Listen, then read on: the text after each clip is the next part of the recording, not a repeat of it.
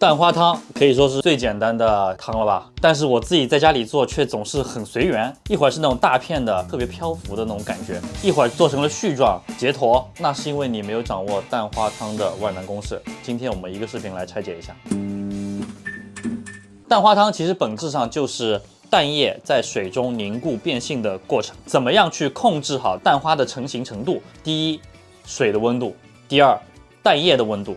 第三，淋那个蛋花的手法，我给大家一一来演示。做蛋花汤的第一步就是把鸡蛋从冰箱里拿出来，鸡蛋温度大概只有4摄氏度左右。这个温度在下锅之后会很快的把水温降低，让你的成型变慢。成型的慢，它会变成絮状，蛋液会变得很浑浊。但成型太快也不好，它就会结成块，结成坨。所以第一步就是提前半小时拿出来。第二步就是把蛋液要打到非常细腻的拉丝的状态。为了能够让它更好的成型，之前我们在做蒸蛋的时候也讲过，少量的电解质能够让它更快的成型，放一点点的盐。我们水已经开了，但是这地方我给大家演示一下，下蛋液一定要关火，如果不关火有什么问题？这样倒到当中去的时候，它会结成这种絮状结构，而且沸腾的水它其实是有一个形状的，把蛋液往某一个方向推，就导致它在中间的地方会结块，所以这种方法是不适合用来做蛋花的。第一个重点就是要关火，一个思考题。那我倒蛋液的时候，低着倒还是高着倒？给你3、2、1，好。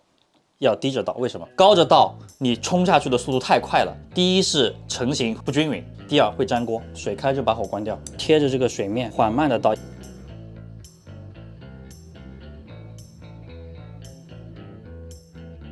有的人会喜欢吃那种丝一样的蛋花汤，我这边也做一个演示。首先我们要准备一点淀粉水，淀粉和水的比例是1比2。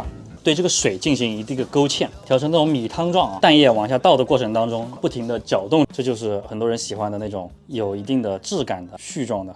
OK， 你就已经掌握了片状蛋花汤和这种丝状蛋花汤的秘诀了。接下来就是实践的时刻。先来做一个那种西红柿鸡蛋汤，很多地方吃的是那种很清的，里面还会有黄瓜片。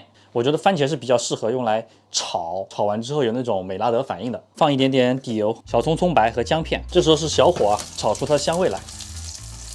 炒到这种金黄色的时候取出来啊，不要了，是新鲜的番茄丁，小火炒软炒散，我觉得这个风味是不够的，倒一点包装好的番茄丁，让它去出一点味道，这个是我个人的习惯啊。这时候我们再继续翻炒它一下，炒香之后往里面加水，水的量就是你自己最后盛装的这个容器啊，装到8分满，水倒进去，开大火烧，碗底放一点葱花，倒一点点香油，味精来一点，白胡椒粉。汤里放盐，稍微要重一点，如果没有盐味，你吃不出鲜味来的。水开就转中小火，我们开始勾芡，勾到我们刚才说的有米汤的粘稠质感。鸡蛋里也要加点盐啊，给它一个底味。鸡蛋液往里倒，同时搅动汤汁儿，再稍微开一下火，还可以再切点葱花进去。这个叫西红柿蛋花羹啊，这个感觉你们会喜欢吗？这个算改良版吧，这个很多地方是吃清汤版的。清汤版我们就用紫菜来演示，你看这个紫菜现在是黑色的啊，小火慢慢的去烘它一下，这样能够让它更好的出香。不要用水去冲它、洗它。烤一会儿之后感觉到变化没有？有绿一点。先简单的炒一下，就虾米干焙一下就会更香。加水了啊，还有紫菜也是一样放进去。水开之后还要再煮一会儿啊，煮个3分钟左右吧。这里有一个跟别人不太一样的做法，就是我会把这个紫菜捞出来。我喜欢蛋是蛋，紫菜是紫菜。接着我们来搅动它。我们北半球顺时针啊，南半球就逆时针。蛋液倒下去的时候，有一个相对速度更快速、更均匀的溶散到这汤当中去。这里有浮沫啊，看到吗？打完蛋液之后把那个浮沫捞掉，这样它就不会在上面有浮沫了啊。然后把它捞出来。这种状态我不知道你们觉得看得上不？云朵感，它很松，然后你看是一片一片叠起来的，这样的状态啊，就是好的。再少来一点香油，来看一下这个片状的，就这种状态。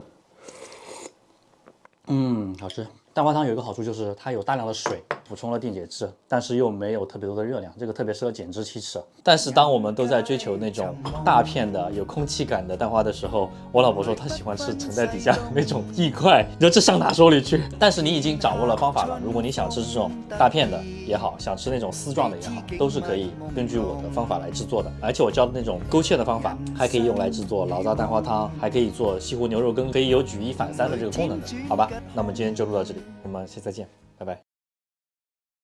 闺女严选啊，她觉得都挺好喝的，但是这个番茄的她更想喝一点，来，就给你。